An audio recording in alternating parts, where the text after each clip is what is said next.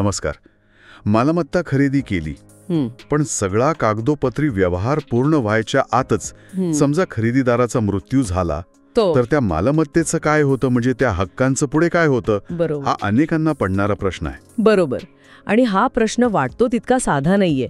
पण याच गुंतागुंतीच्या प्रश्नाचं उत्तर एका प्रत्यक्ष घडलेल्या प्रकरणात कसं मिळालं हे आज आपण पाहणार आहोत. अच्छा. आपल्याकडे आज जे प्रकरण आहे त्याचं नाव आहे कायदेशीर हक्क आणि वारस नोंद, मृत्यू पश्चातही लाभ. यात एका शेतजमीन खरेदी व्यवहाराचं उदाहरण आहे. म्हणजे आजच्या या चर्चेतून आपल्याला हे समजून घ्यायचं आहे की अशा अनपेक्षित परिस्थितीत कायदा नेमकी काय दिशा दाखवतो आणि महत्वाचं म्हणजे वारसांच्या हक्कांचं संरक्षण कसं होतं. अगदी. चला बघूया काय घडलं होतं नक्की. तर प्रकरण असं आहे की हरिभाऊ नावाच्या व्यक्तीने त्यांची शेतजमीन एकनाथ नावाच्या व्यक्तीला विकली. हो, जे गाव नमुना 6 मध्ये जो जमिनीच्या व्यवहारांची नोंद ठेवतो त्यात नोंद घेतली गेली आणि नोटीसही काढली गेली. बरोबर. इथपर्यंत सगळं अगदी व्यवस्थित कायदेशीर मार्गाने चाललं होतं. पण मग खरी अडचण कुठे आली? खरी गुंतागुंत इथेच सुरू झाली. जी नोटीस काढली होती तिची मुदत संपायच्या आधीच खरेदीदार म्हणजे एकनाथ यांचं निधन झालं. अरे रे. मग आता प्रश्न उभा राहिला की या अपूर्ण व्यवहाराचं काय करायचं? हो ना. अनेकांना वाटेल की व्यवहारच रद्द झाला असेल आता. मलाही तेच वाटलं असतं. पण तसं झालं नाही. कारण असं ऐकलंय की तिथले तलाठी खूप अनुभवी होते. त्यांनी काय केलं मग? हेच महत्वाचं आहे. त्या तलाठ्याने कायदेशीर प्रक्रियेचं अगदी अचूक पालन केलं. गडबड नाही केली. त्यांनी काय केलं की एकनाथ यांच्या घरी संपर्क साधला. अच्छा. आणि त्यांच्या कायदेशीर वारसांची माहिती आणि आवश्यक कागदपत्र मागवली. म्हणजे आधी वारस कोण हे नक्की केलं. बरं. त्यानंतर वारस नोंद करण्याची प्रक्रिया सुरू केली. ही नोंद गाव नमुना 6 मध्ये केली जाते. यासाठी स्थानिक पातळीवर चौकशी झाली, रीतसर वारस ठराव मंजूर झाला. म्हणजे सगळी खात्री करून घेतली. अगदी. आणि मगच ही वारस नोंद गाव नमुना 6 म्हणजे जी मुख्य हक्कांची नोंदवही असते त्यात घेतली गेली. अच्छा. म्हणजे आधी कायदेशीर वारस कोण हे निश्चित झालं. बरोबर. मग त्या मूळ विक्री व्यवहाराचं काय झालं? हां. तर वारसांची नोंद एकदा अधिकृतरित्या झाल्यावर तलाठ्याने काय केलं, त्या मूळ विक्री व्यवहाराबद्दल पुन्हा नोटीस काढली. पुन्हा? हो, पुन्हा.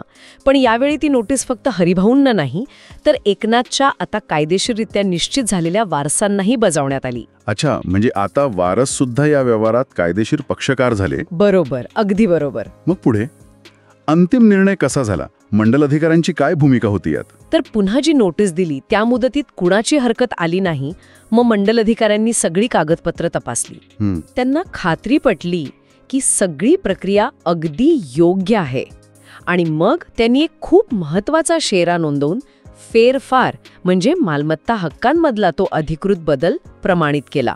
काय होता तो शेरा? त्याचं काय महत्व आहे? तो शेरा खूप महत्वाचा आहे. त्यात असं लिहिलं होतं, मिळकतीत कायदेशीररित्या हक्क प्राप्त झाल्यानंतर जर एखादी व्यक्ती मयत झाली तरीही त्या व्यक्तीला कायदेशीररित्या प्राप्त झालेल्या हक्कांना बाधा येत नाही. कायदेशीररित्या प्राप्त झालेल्या हक्कांना बाधा येत नाही. हो. याचा अर्थ सरळ आहे. जरी एकनाथ यांचं निधन झालं तरी खरेदी प्रक्रियेत त्यांना जो हक्क मिळाला होता तो कायद्याने अबाधित राहिला. तो संपला नाही. अविश्वसनीय. म्हणजे तो व्यवहार रद्द झाला नाही तर मयत एकनाथच्या वारसांच्या नावे तो पूर्ण करण्यात आला. अगदी. हे अनेकांना नवीन वाटेल पण कायद्यानुसार हेच योग्य होतं. यामागे भारतीय नोंदणी कायदा आहे, मालमत्ता हस्तांतरण कायदा आहे, विशेषतः त्याचं कलम 54 आणि हिंदू वारसा कायदा या सगळ्या कायद्यांचा आधार आहे.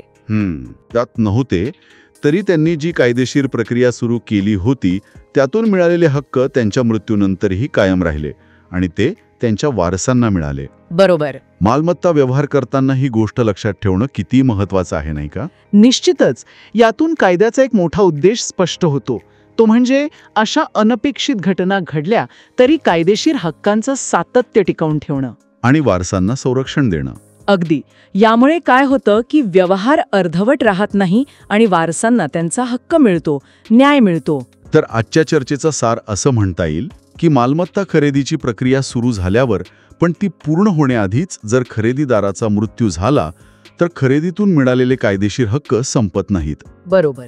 वारस नोंद आणि इतर कायदेशीर प्रक्रिया व्यवस्थित पूर्ण करून ते हक्क वारसांना मिळतात आणि मालमत्तेचं हस्तांतरण पूर्ण होतं. हे सगळं एकदम स्पष्ट झालं आता.